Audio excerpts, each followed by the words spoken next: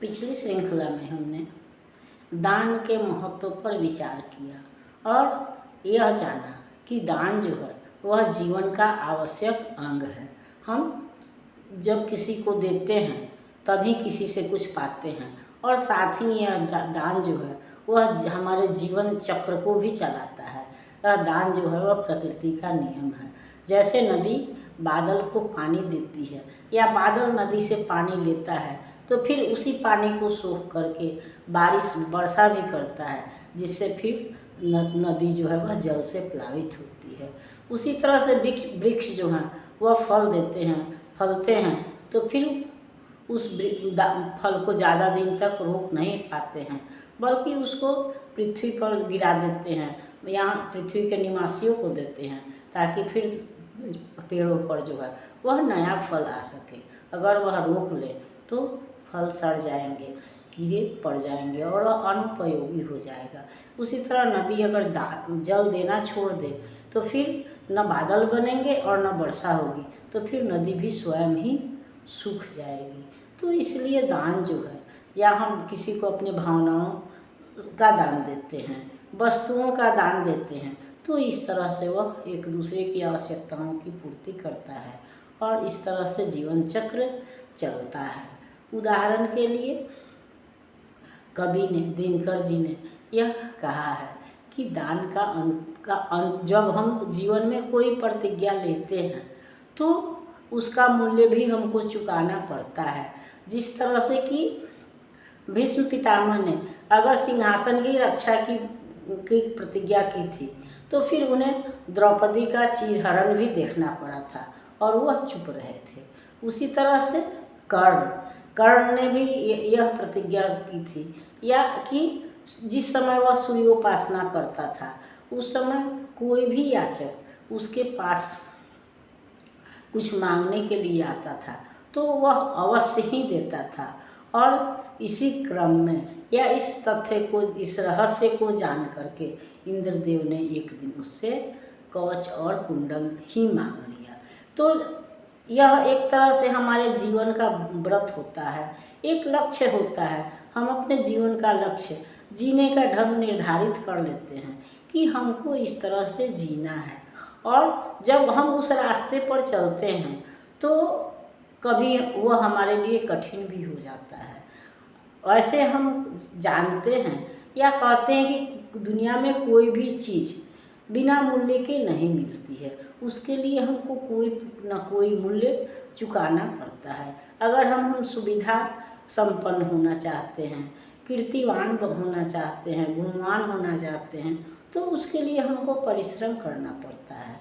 और हम अगर परिश्रम नहीं करते हैं तो फिर अगर हम आराम करते हैं तो उन सुख सुविधाओं से वंचित रहते हैं।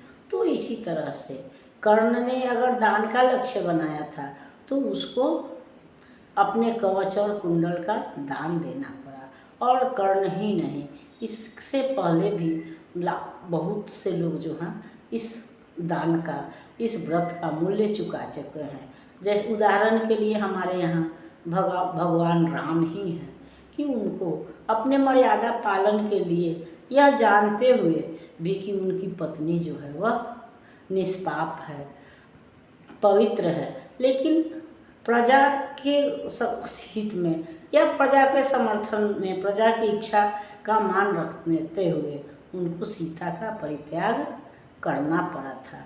उसी तरह से हमारे यहाँ एक ऋषि दधीची हुए, जिनके हड्डी से वज्र बना और उस समय के राक्षस वृत्रासुर का वध हुआ। तो उसके लिए उस ऋषि ने अपनी हड्डियां दान की और देवताओं के आवश्यकता को समझ करके उन्होंने अपना प्राण त्याग दिया, और तब उस जो हड्डी प्राप्त हुई उससे वज्र बना और वृत्रासुर का वध हुआ। कहने का मतलब कि हम कोई भी प्रतिज्ञा करते हैं, किसी भी नियम का पालन करते हैं, तो उसका मूल्य भी हमको चुकाना पड़ता है। जो नर आत्मदान से अपना जीवन घट भरता है, वही मृत्यु के मुख में भी परकर्ण कभी मरता है। जहाँ कहीं है ज्योति जगत में, जहाँ कहीं उजियाला, वहाँ खड़ा है कोई अंतिम मोल चुकाने वाला। व्रत का अंतिम मूल राम ने दिया त्याग सीता को, जीवन की संगिनी प्राण की मणि को सुपुनीता को। दिया अस्थि देकर दधीची ने सीवी अंक कतर कर, हरिश्चंद्र ने कफन मांगते हुए सत्य पर अरकर। ईसा ने संसार हेतु सूली पर प्राण गंवा कर, अंतिम मूल दिया गांधी ने 3 गोलियां खाकर। सुन अंतिम ललकार मूल मांगते हुए जीवन की, शर्मन ने हंसकर उतार दी त्वचा समूचे तन की। तो वही कह रहा है कि जो मनुष्य अपने जीवन को कर्म समझाया, या कवि कह रहे हैं, दिनकर जी कह रहे हैं कि जो मनुष्य अपने जीवन को आत्मदान से भरता है, आदर्शों से भरता है, अपने सुख सुविधा को छोड़ करके समाज के लिए जीता है, वह मर कर के भी नहीं मरता है, यानी कि वह अमर हो जाता है। वह और जहाँ भी कहीं दुनिया में, संसार में, जगत का मतलब संसार है, कुछ विशेष है, कहीं उजाला है, प्रकाश है, त्याग है, बलिदान है, तो उस जगह पर उसका अंतिम मूल्य चुकाने वाला भी है। जैसे उदाहरण के लिए वही हो गया कि भगवान राम ने अपने व्रत का अंतिम मर्यादा पालन का अंतिम मूल्य क्या था, तो सीता को त्याग देना। यह जानते हुए भी कि माता सीता जो हैं वह पवित्र हैं, निष्कलंक हैं, लेकिन प्रजा की यह राय थी कि वह रावण के घर रहने से अपवित्र हो चुकी हैं, तो उन्होंने प्रजा की इच्छाओं का मान रखते हुए सीता को त्याग दिया। उसी तरह से दधीची एक ऋषि थे, और जब उनको यह ज्ञात हुआ कि उनके हड्डी से बना हुआ वज्र ही वृत्रासुर, उस समय का जो राक्षस था, उसका नाश हो सकता है, तो दधीची ने देवताओं के हित में अपनी इच्छा के अनुसार अपना प्राण त्याग दिया, और उसी हड्डी से, अस्थि से इंद्र का वज्र बना, जिससे कि वृत्रासुर का वध हुआ। और फिर शिवी भी एक राजा थे जिन्होंने शरणागत की रक्षा का प्रण लिया था, और तब उनकी इस व्रत की परीक्षा के लिए इंद्र भगवान स्वयं उपस्थित हुए, और बाज बन करके उन्होंने और कबूतर था, तो उसके वजन के बराबर मांस उनको चाहिए था, और तब अंत में शिवी ने अपना ही हाथ काट करके कबूतर के बराबर वजन का मांस उसको दिया, और इस तरह से शिवी जो है वह अपनी परीक्षा में सफल हुए। उसी तरह से हरिश्चंद्र को भी था कि उन्होंने सपने में अपने राज्य का दान दिया था, और जिसकी दक्षिणा के लिए विश्वामित्र ने उनसे उस समय की 100 स्वर्ण मुद्राएं मांगी थी, और उसको चुकाने के लिए हरिश्चंद्र स्वयं भी के पत्नी को बेचे, बच्चे को भी बेचे, और अंत में तब उनको श्मशान पर काम मिला कफन वसूलने का।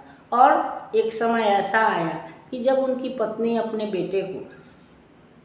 बेटे का शव लेकर के जलाने आई, तो उनके पास कफन का कपड़ा नहीं था, और उन्हें अपने आंचल में ढक करके अपने पुत्र को लाया था।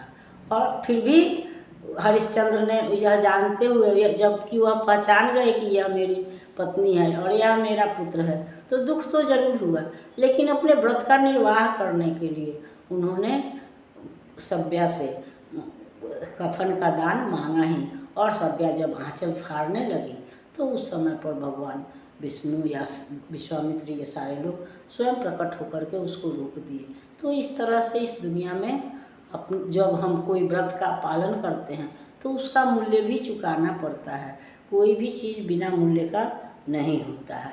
ईसा मसीह ने अगर सच्चाई का मार्ग चुना, तो उस पर अड़े रहने के लिए उनको सलीब पर लटकना भी पड़ा। यह हम सब जानते हैं कि जीवन के अंतिम समय में ईसा के विरोधियों ने उनको क्रॉस पर, लकड़ी के तख्ते पर टांग दिया था, जो कि आज भी जो ईसाई होते हैं वह क्रॉस पहनते हैं। तो ईसा ने सलीब पर लटक करके अपने जीवन का, अपनी भावनाओं का, अपने विचारों का मूल्य चुकाया, और महात्मा गांधी ने भी अपने विचारों का मूल्य मूल्य जो है वह 3 गोलियां खा करके चुकाया। इसी तरह से सरमद जो था उसने अपनी त्वचा को उतार करके दे दिया। तो इस तरह से है कि जब हम कोई प्रतिज्ञा करते हैं तो उसके पालन करना कभी कभी हमको कठिन हो जाता है, लेकिन फिर भी जो सच्चे हैं, दानवीर हैं, जो दृढ़ निश्चयी हैं, वह उसका पालन करेंगे। और इस तरह के और भी दानवीर हमारे यहाँ हुए हैं, जिस पर कि हम अगली श्रृंखला में विचार करेंगे। तब तक यह श्रृंखला आपको पसंद आती है तो लाइक कीजिए, सब्सक्राइब कीजिए। मिलते हैं अगली श्रृंखला में, तब तक के लिए